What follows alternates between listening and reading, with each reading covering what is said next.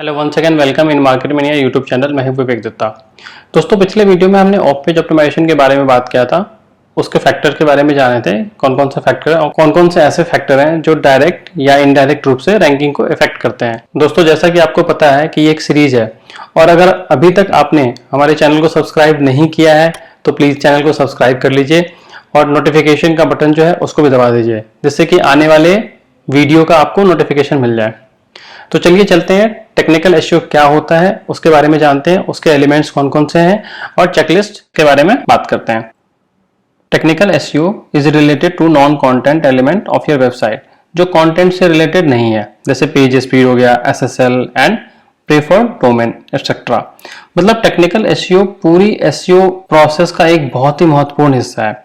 यह search engine को अपनी वेबसाइट तक पहुंचाने, क्रॉल करने और इंडेक्स करने में सहायता करती है। जैसा कि आप डायग्राम देख रहे हैं जिसमें 3 मेन पिलर हैं एसईओ के: technical SEO, on page SEO and off page SEO. Off page SEO is related to the content and how you can make it more relevant to what the user is searching, while off page SEO known as a link building is the process of getting link from other website to increase trust during the ranking process। जैसा कि आप diagram में देख रहे हैं, कोई भी clear boundaries नहीं है technical SEO, on page SEO और ऑफ पेज एसईओ के बीच में, because they all have to work together for a full optimised website. Technical SEO best practice.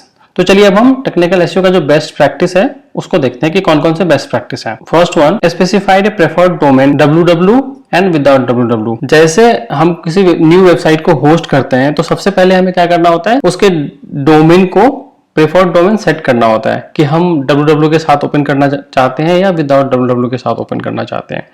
अब आप बोलेंगे कि हम क्यों करना चाहते हैं। बाय डिफॉल्ट जो होता है वो कोई भी डोमेन हो, वो www और विदाउट www दोनों के साथ एक्सेसिबल होता है।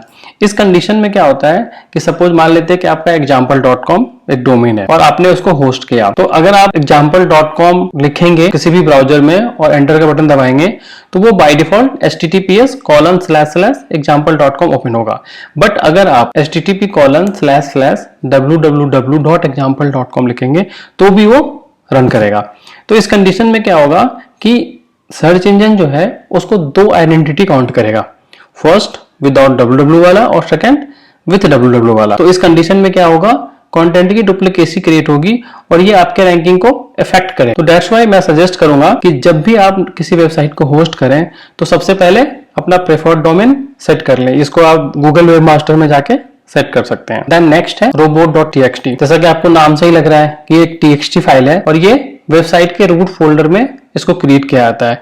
इसके थ्रू हम सर्च इंजन को बताते हैं कि किस पेज को हमें इंडेक्स करना है, किस पेज को इंडेक्स नहीं करना है, किस डायरेक्टरी को हम नहीं चाहते कि गूगल या कोई भी सर्च इंजन उसको क्रॉल करे और अपने डेटाबेस में इंडेक्स करे।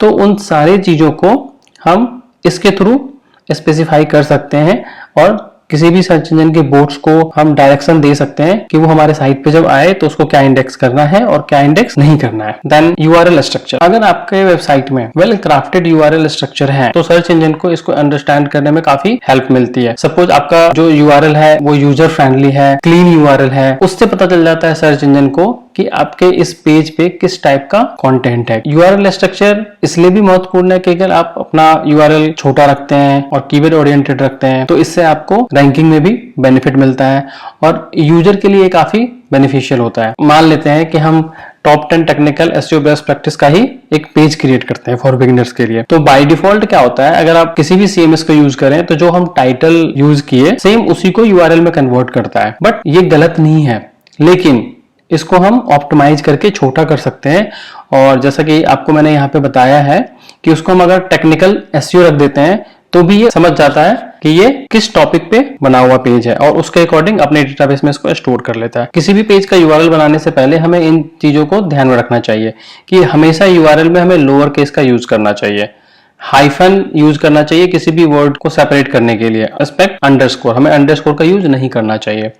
यूआरएल हमेशा शॉर्टर और डिस्क्रिप्टिव होना चाहिए। अननेसेसरी कैरेक्टर जो है उसको हमें यूज नहीं करना चाहिए और कोशिश करना चाहिए कि हम जितने भी जंक कैरेक्टर हैं उसको यूज नहीं करें यूआरएल के अंदर। हम कीवर्ड का यूज कर सकते हैं बट एक लिमिट में, हमें कीवर्ड स्टफिंग नहीं करना है। देन आता है navigation and website structure. Search engine के लिए वेबसाइट का वेल डिफाइंड स्ट्रक्चर बहुत इंपॉर्टेंट है। इसके थ्रू सर्च इंजन वेबसाइट को एक्सेस करता है। अगर आपका स्ट्रक्चर अच्छा है तो ये आपके वेबसाइट को रैंकिंग में भी इंप्रूव करने में हेल्प करती है। अगर आपकी वेबसाइट का स्ट्रक्चर जो है वो अच्छा है, जैसा कि गूगल सजेस्ट करता है, जिसे मैंने राइट साइड में आपको दिखाया है, इस टाइप के अगर आप स्ट्रक्चर बनाते हैं तो इससे गूगल को काफी हेल्प मिलता है और ये आपके वेबसाइट के रैंकिंग को भी इफेक्ट करता है। देन आता है HTTPS। जैसा कि आप जानते हैं गूगल इसे बहुत पहले ही डिक्लेयर कर दिया था कि अगर आपकी वेबसाइट सिक्योर होगी तो ये आपके रैंक को इंप्रूव करेगा।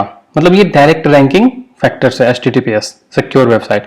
और अगर आप HTTPS इनेबल करते हैं अपने वेबसाइट में तो ये यूजर के लिए भी ट्रस्ट क्रिएट करता है। गूगल के क्रोम ब्राउजर में अगर आप अपने वेबसाइट को खोलेंगे, अगर आपका वेबसाइट सिक्योर है तो ग्रीन कलर का एक सिक्योर का वो टैग डिस्प्ले करता है, और अगर आपका वेबसाइट सिक्योर नहीं है तो वो लिख देता है वहां पे नॉट सिक्योर। और सिक्योर वेबसाइट को गूगल रैंकिंग में बेनिफिट प्रोवाइड करता है। नेक्स्ट आता है structure data markup. Structure data markup के थ्रू हम सर्च इंजन को इंफॉर्मेशन प्रोवाइड करते हैं कि जो पेज है ये किस टॉपिक पे बना हुआ है, इसका लेखक कौन है, मतलब राइटर कौन है। अगर हम किसी रेसिपी पेजेस की बात करें तो जिस रेसिपी का पेज है उसको बनने में कितना टाइम लग रहा है, उससे कितनी कैलोरी मिलेगी, उसका टेम्परेचर क्या है, वो सारी इंफॉर्मेशन हम स्ट्रक्चर मार्कअप से सर्च इंजन को प्रोवाइड कर सकते हैं। और जैसा कि आपको पता है कि स्ट्रक्चर मार्कअप जो है गूगल, बिंग और याहू तीनों सर्च इंजन मिलके एक साथ लॉन्च किया था 2011 में। और इससे क्या होता है कि सर्च इंजन रिजल्ट पेज पे जो आपकी लिस्टिंग आती है वो लिस्टिंग इनहैंस हो जाती है और जिसके थ्रू आपका CTR इंप्रूव हो जाता है, क्लिक थ्रू रेट आपका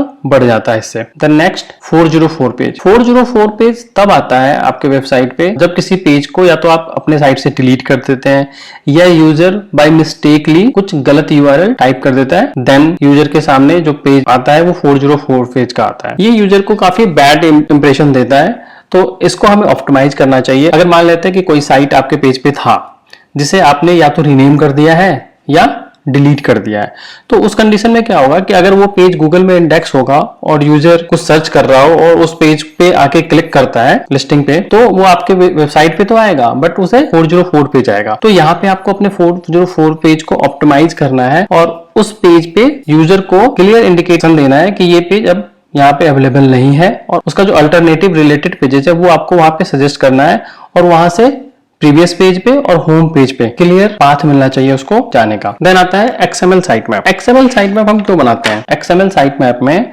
जितने भी हमारे मोस्ट इंपोर्टेंट पेजेस होते हैं उनको हम इंक्लूड करते हैं और सर्च इंजन को बताते हैं उसके थ्रू कि ये हमारा मोस्ट इंपोर्टेंट कंटेंट है, इसको आप इंडेक्स कीजिए। इसको हम पोस्ट वाइज भी कर सकते हैं, पेज वाइज भी कर सकते हैं, कैटेगरी वाइज भी कर सकते हैं। और अगर हमारे पास हमारे वेबसाइट पे बहुत ज़्यादा वीडियोस हैं या इमेजेस हैं तो हम वीडियो की अलग से साइट मैप बना सकते हैं और इमेजेस की भी अलग से साइट मैप बना के वेब मास्टर के थ्रू हम किसी भी सर्च इंजन में सबमिट कर सकते हैं। देन आता है वेबसाइट स्पीड। आपको पता है कि आजकल मोबाइल फर्स्ट की बात होती है और अगर आपकी साइट फास्ट नहीं है और मोबाइल पे जल्दी लोड नहीं हो रही है तो आपकी साइट का रैंकिंग जो है गूगल डाउन कर देता है। ये गूगल क्लियर इंडिकेशन देता है, ये डायरेक्ट रैंकिंग फैक्टर में आता है। अगर आपकी वेबसाइट की स्पीड अच्छी है, जल्दी लोड हो रही है तो आपकी रैंकिंग इंप्रूव होगी और अगर आपकी वेबसाइट काफी टाइम ले रही है लोड होने में तो आपकी रैंकिंग को ये डाउन करेगा। और आपको पता है कि अगर 1 सेकंड से 3 सेकंड के अंदर आपकी वेबसाइट लोड होती है तो आपका जो बाउंस रेट है वो सिर्फ 32% रहेगा। अगर आपकी वेबसाइट लोड होने में 6 सेकंड के आसपास की टाइम लगती है तो आपकी वेबसाइट का बाउंस रेट जो है बहुत ज्यादा हाई होगा। अपनी वेबसाइट की स्पीड चेक करने के लिए आप गूगल की जो टूल्स है उसमें जाके आप अपने वेबसाइट का URL सबमिट करके आप चेक कर सकते हैं और गूगल आपको बताता है कि आपकी वेबसाइट में क्या प्रॉब्लम है, क्यों आपकी वेबसाइट स्लो चल रही है, तो वहां से आप अपने वेबसाइट को एनहांस कर सकते हैं। देन है मोबाइल फ्रेंडलीनेस। यदि आपकी साइट मोबाइल फ्रेंडली नहीं है तो आपकी साइट गूगल में अच्छी रैंक नहीं कर पाएगी। जब ज्यादा से ज्यादा लोग मोबाइल पे सर्च करते हैं तो आपका वेबसाइट मोबाइल फ्रेंडली होना चाहिए। तो इसीलिए कहते हैं कि अगर आपकी वेबसाइट मोबाइल फ्रेंडली नहीं है तो आपकी रैंकिंग गूगल में अच्छी नहीं होगी। तो अपने वेबसाइट को आप ऑप्टिमाइज कीजिए, उसको मोबाइल फ्रेंडली बनाइए। इसे चेक करने के लिए मोबाइल फ्रेंडली टेस्टिंग टूल्स जो है वहां पे जाके आप चेक कर सकते हैं और गूगल पे भी आप चेक कर सकते हैं गूगल की मोबाइल स्पीड टूल से वो आपको बता देगा, सजेस्ट कर देगा कि आपके साइट पे क्या प्रॉब्लम है और उसको आप इनहेंस करके सही कर सकते हैं। Google search engine confirm that from September 2020 switching to mobile first index for all website. अगर आपकी वेबसाइट रिस्पॉन्सिव नहीं है तो या तो अपने वेबसाइट को रिस्पॉन्सिव बनाइए या एक अलग से वेबसाइट क्रिएट कीजिए मोबाइल के लिए जो कि मोबाइल ऑप्टिमाइज्ड हो। देन अब हम आते हैं टेक्निकल एसईओ चेकलिस्ट। दोस्तों यहाँ पे हमने कुछ चेकलिस्ट आपको बताया है जिसके थ्रू आप अपने वेबसाइट का ऑडिट कर सकते हैं और इनहेंस कर सकते हैं, जिससे आपका रैंकिंग इंप्रूव होगा। जैसे स्पेसिफाई प्रेफर्ड डोमेन, robot.txt हो गया, URL स्ट्रक्चर हो गया, वेबसाइट स्ट्रक्चर हो गया, नेविगेशन हो गया, ब्रेडकम हो गया। ब्रेडकम आप अपने हिसाब पे पेज और पोस्ट के हिसाब से सेट कर सकते हैं। स्कीमा मार्कअप हो गया, different structure data eight entire website page, canonical URL हो गया, पेजिनेशन हो गया, मल्टीलैंग्वेज सेटिंग्स हो गया, 404 पेज हो गया, XML साइट मैप हो गया, HTTPS हो गया, वेबसाइट स्पीड हो गया, मोबाइल फ्रेंडलीनेस हो गया, AMP हो गया, मेटा कैनकलाइजेशन हो गया। और जो आपके वेबसाइट पे डेड लिंक है उसको आप चेक कीजिए और उसको फिक्स कीजिए। अगर आप ये चेकलिस्ट को फॉलो करेंगे और इस पे वर्क करेंगे तो आपकी वेबसाइट की जो टेक्निकल एसईओ है वो सही हो जाएगी और जो भी प्रॉब्लम है वो सॉर्ट आउट हो जाएगी और आपकी वेबसाइट को रैंक करने में इससे काफी मदद मिलेगी। तो दोस्तों that's it in this video. अगर आपको वीडियो पसंद आया है तो लाइक कीजिए, कमेंट कीजिए और चैनल को सब्सक्राइब करना मत भूलिए, क्योंकि ये बहुत अच्छा सीरीज है और इस सीरीज से आपको बहुत सारी इंफॉर्मेशन एसईओ के बारे में मिलने वाली है। See you in next video, till then good bye.